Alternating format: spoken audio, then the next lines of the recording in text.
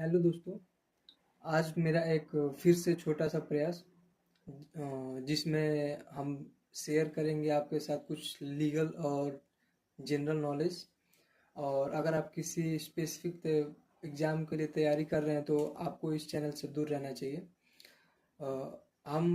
इस चैनल पे बात करेंगे कुछ ऐसे टॉपिक्स को लेके, ऐसे एजुकेशन टाइप टॉपिक्स को लेके जो हमारे लाइफ में कहीं ना कहीं इंटरफेयर करता है, कहीं ना कहीं लाइफ से रिलेटेड है और हमको उसके बारे में जानना चाहिए।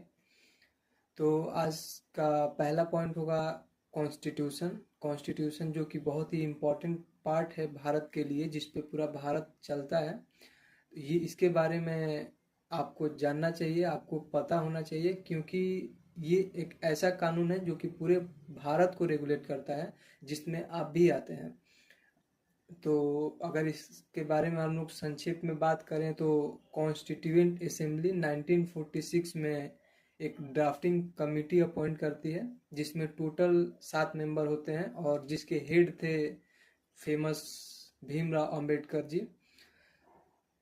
इन लोगों ने मिलके 2 साल 11 महीने और 18 दिन में इस संविधान को तैयार किया था, जिसमें total 395 articles, 8 schedules and 22 parts थे उस समय पे जब बनाया गया था। लेकिन अ, कुछ समय बाद अमेंडमेंट्स के थ्रू, संशोधन के थ्रू इसमें 12 अनुसूचियाँ, 12 शेड्यूल्स हो गए हैं।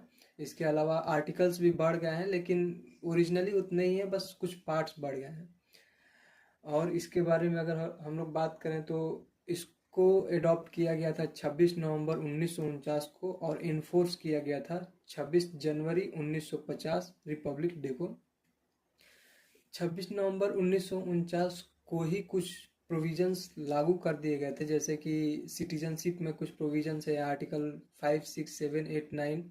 इसके अलावा लास्ट पार्ट में जो आर्टिकल 393 कि क्या नाम होगा इस संविधान का, और 392, इसके अलावा आर्टिकल 60 जिसमें प्रेसिडेंट के पोस्ट के बारे में कुछ बताया गया है। ऐसे कुछ प्रोविजंस 26 नवंबर 1949 को ही अप्लाई हो गए थे, लेकिन जो बचा हुआ पार्ट था वो 26 जनवरी 1950 को लागू हुआ था पूरे भारत पे। इसके अलावा उस रिपब्लिक डे के जस्ट 2 दिन पहले इस संविधान पे जो कॉन्स्टिट्यूएंट असेंबली में टोटल मेंबर्स बचे हुए थे, 284 मेंबर्स, उन लोगों ने अपना साइन किया था। और उसी दिन को जनगण मन राष्ट्रीय गान, जिसको रविंद्रनाथ टैगोर जी ने लिखा है, उसको अडॉप्ट किया गया था। और इसके अलावा 22 जुलाई 1947 में, अगर हम लोग इससे रिलेट करें तो 22 जुलाई 1947 को नेशनल फ्लैग भी अडॉप्ट किया गया था।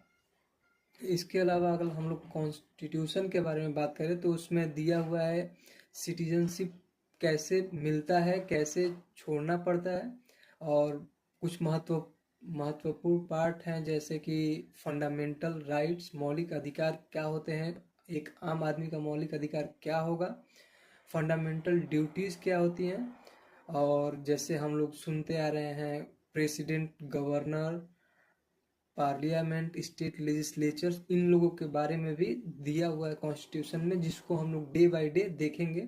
और कहीं ना कहीं ये चीज़ आप लोग सुनते भी होंगे, तो आप लोग इस चीज़ से अवेयर हैं, लेकिन कुछ और भी बातें जो कि जानना चाहिए वो हम लोग इस चैनल के थ्रू जानेंगे।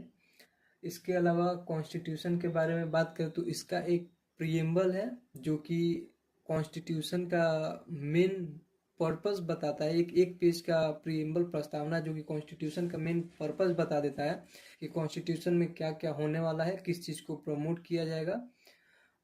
इस प्रिएम्बल को ऑब्जेक्टिव रिजोल्यूशन द्वारा जवाहरलाल नेहरू जी ने कॉन्स्टिट्यूएंट असेंबली के सामने प्रस्तुत किया था, जिसको कॉन्स्टिट्यूशन का पार्ट बताया गया पहले कुछ केसेस में, जैसे कि मिनर्मा मिल केस, ऐसे कुछ केसेस थे जिसमें, सॉरी, रीवेरुबारी केस था, जिसमें कि बताया गया कि कॉन्स्टिट्यूशन का पार्ट प्रिएम्बल नहीं है। लेकिन फाइनली जब केशवानंद भारती केस आया तो उसमें जिसमें कि बेसिक स्ट्रक्चर का प्रिंसिपल भी लिया गया, एस्टेब्लिश किया गया था, उसी में ये बात भी बताया गया कि प्रीएम्बल भी कॉन्स्टिट्यूशन का पार्ट है, although it is not enforceable. Thank you. अगर आपको ऐसा लगता है कि कुछ इसमें गलत है या कुछ एडवाइस देना चाहिए आपको जिससे हमको इसमें ऐड करना चाहिए, तो आप कमेंट के थ्रू बता सकते हैं।